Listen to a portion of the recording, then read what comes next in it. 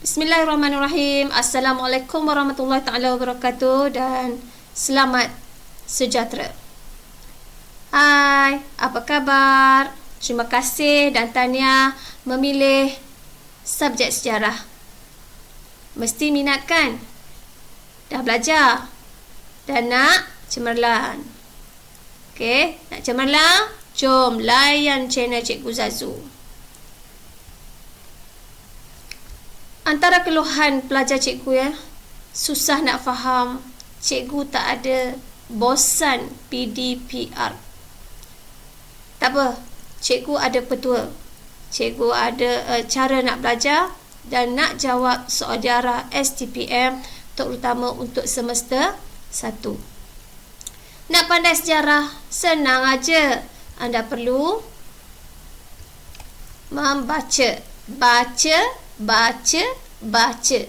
Kenapa cikgu ulang? Sebab sejarah adalah fakta. Bila kita tak tahu fakta, pasti tak boleh jawab exam. So, nak baca apa? Bacalah buku rujukan yang sesuai sebagaimana cikgu anda cadangkan. Dan boleh rujuk juga dalam internet. Jangan duk asyik fikir nak ambil exam balik. Jika awak ambil exam ulangan, bermakna ini membebankan anda, mengganggu proses pembelajaran untuk SEM 2 dan SEM 3. Okey, baiklah. Sebelum kita pergi lebih lanjut, cikgu nak perkenalkan format soalan semester 1.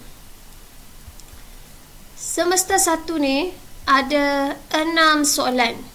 Anda perlu pilih 4 soalan sahaja. Contoh soalan. Terangkan ciri-ciri masyarakat agraria di Belanda pada abad ke-16 dan abad ke-17. Apa yang membezakan itulah terangkan. Adalah kata tugas atau tugasan yang perlu anda buat. Kemudian, ciri-ciri masyarakat agraria. Ini adalah kehendak soalan. Kemudian, tengok. Di Belanda, ini adalah tempat. Dan akhir sekali, bila, masa, latar masa. Ini pada abad 16 dan abad ke-17. Keempat-empat ni adalah common sense yang biasanya masuk untuk soalan STPM. Okey. Seterusnya, jom kita lihat format jawapan. Macam mana kita nak tulis jawapan? Jom kita layan.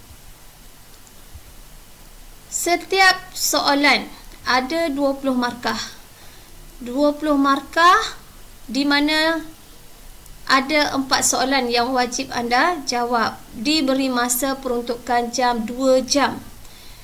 Masa yang dicadangkan adalah 30 minit, iaitu 5 minit untuk rangka jawapan dan 25 lagi untuk mengarang isi jawapan. Okey, baiklah. Dalam setiap jawapan mesti ada pendahuluan, fakta, kesimpulan atau mesti wajib, bukan ataulah wajib ada ketiga-tiga perkara ini. Jika tidak ada, bermaknanya markah anda akan berkurang. Tak sampai 20 markah. Okey. Kemudian cikgu nak ajar cara nak tulis pendahuluan atau pengenalan. Okey, baiklah, tengok betul-betul ya, dengar betul-betul dan perhatikan apa yang cikgu nak bagi tahu anda semua. Ditulis dalam satu perenggan, iaitu perenggan yang pertama. Apa yang nak tulis? Nyatakan apa yang ditekankan dalam soalan. Okey, apabila kita dah kenal pasti apa kehendak soalan, kita tulis dan akhir sekali dalam soalan, dalam jawapan pendahuluan tu mesti ada ayat penegasan di kehendak soalan di akhir ayat. Okey, cikgu akan bagi contoh macam mana nak jawab nanti. Secara khususnya, pendahuluan mesti padat dan ringkas, sekurang-kurangnya 4 hingga 6 baris. Okey, contoh soalan. Okey, tadi macam mana kita nak buat pendahuluan? Okey, pendahuluan kita boleh masukkan definisi tentang tajuk ni. Kita boleh ceritakan tentang latar belakang ini. Kita juga ceritakan latar belakang Belanda abad 16 dan 17 dan apa-apa soalan, apa-apa berkaitan dengan soalan ini. Okey, baiklah. Contoh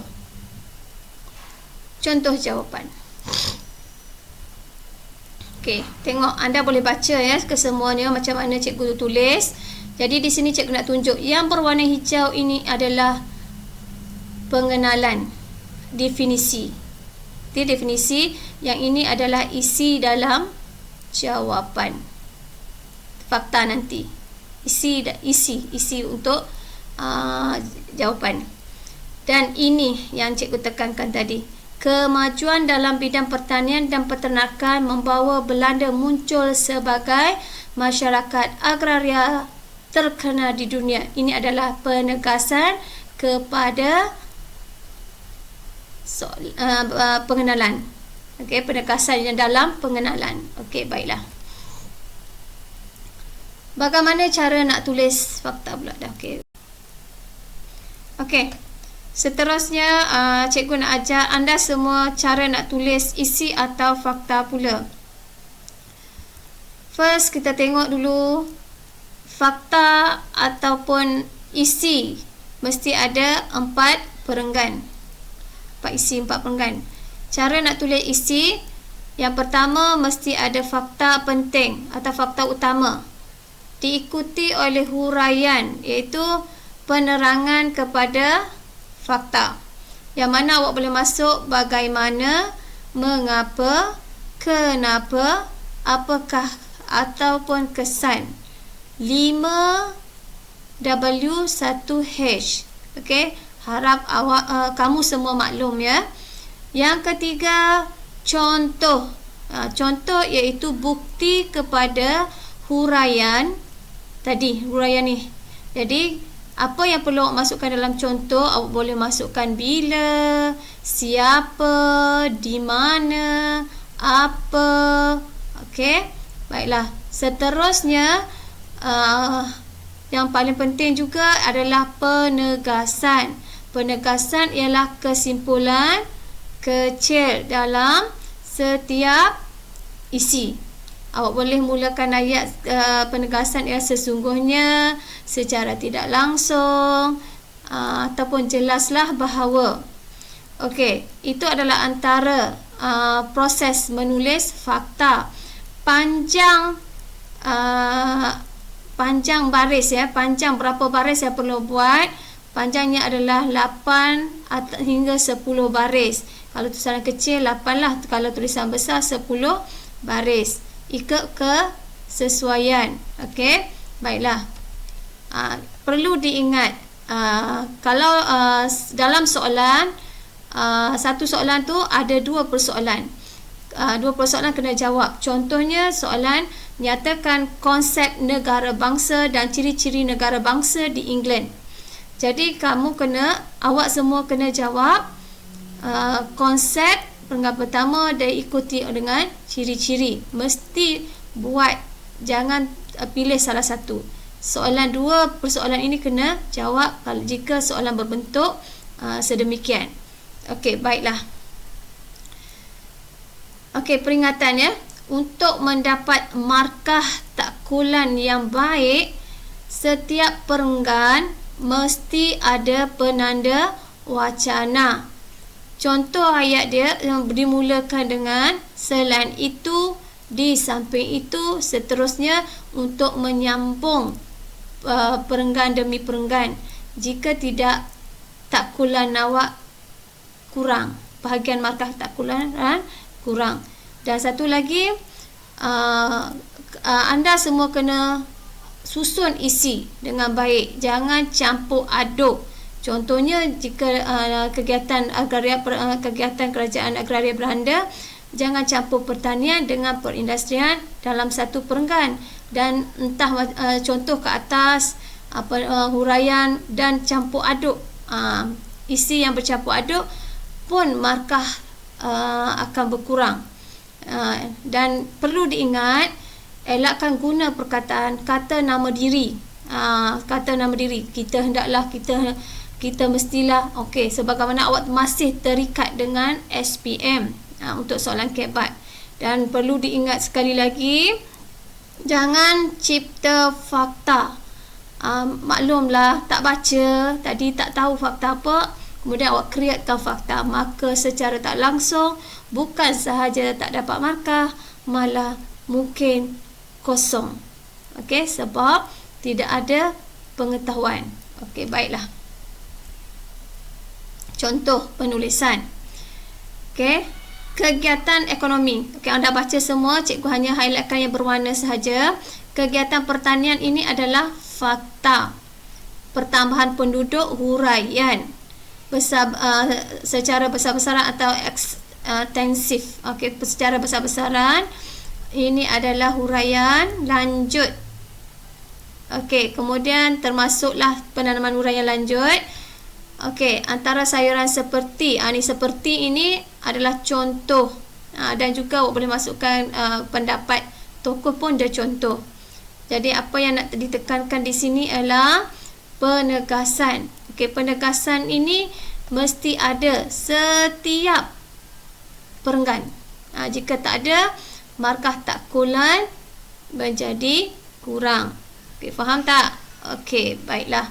Jadi kalau kita tidak ada penegas, contoh tak ada, kematangan isi tak ada, maka secara tak langsung markah akan berkurang. Okey, baiklah.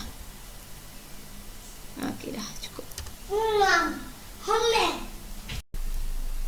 Okey, kita akan teruskan dengan cara macam mana nak tulis kesimpulan. Okey, baiklah. Nak tulis kesimpulan, mula-mula kita kena tahu apa dia kesimpulan ni. Kesimpulan ialah rumusan kepada soalan. Tulis di perenggan yang terakhir, satu perenggan sahaja, seperti pengenalan, satu perenggan sahaja ya.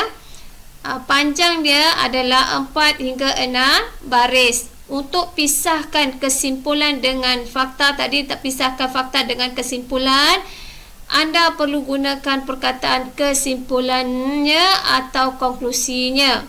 Okey, kemudian macam mana kita nak tulis kesimpulan? Cikgu ajar sikit ya. Masukkan salah satu fakta yang anda tulis dalam isi tadi dan nyatakan apa yang berlaku selepas itu. Okey, nanti contoh cikgu bagi selepas ini. Okey. Olah, salah pula. Okey. Cadangan cikgu, setiap perenggan, jika boleh langkau satu baris. Kalau tak langkau pun tak apa, tak ada masalah. Tapi kalau langkau tu nampak kemas sikit. Okey. Jadi tahniahlah kepada anda yang dapat menulis jawapan dalam 6 perenggan. Okey, baiklah, tengok contoh pula. Contoh kesimpulannya. Tengok ayat ya, contoh kesimpulan. Kesimpulannya bla bla bla bla. Ini adalah isi apa yang ada dalam fakta, salah satu fakta yang awak berikan tadi. Kemudian ini yang berwarna merah ini apa yang berlaku selepas itu. Apabila berlaku peperangan antara England dan Perancis, lagi baca semua. Namun awal abad ke-18, tengok abad ke-18, skop masa 17, 18. Apa yang berlaku kepada Belanda tidak mampu bersaing di peringkat antarabangsa, akhirnya ekonomi Belanda jatuh. Okey, itu sahaja. Semoga ilmu yang disampaikan ini adalah bermanfaat untuk anda. Okey, sebelum cikgu meninggalkan anda semua, cikgu nak dedahkan sikit panduan pemarkahan. Okey, pengetahuan 8 markah. Isi cukup, ada pengenalan, ada penutup cukup, anda layak mendapat 8 markah. Kemudian markah takkulan 6 markah. Bagaimana cikgu terangkan tadi, isi, ada fakta, huraian, contoh dan penegas, tapi dengan syarat fakta mesti betul. Okey. Dan akhir sekali, markah komunikasi. Markah komunikasi 6 markah.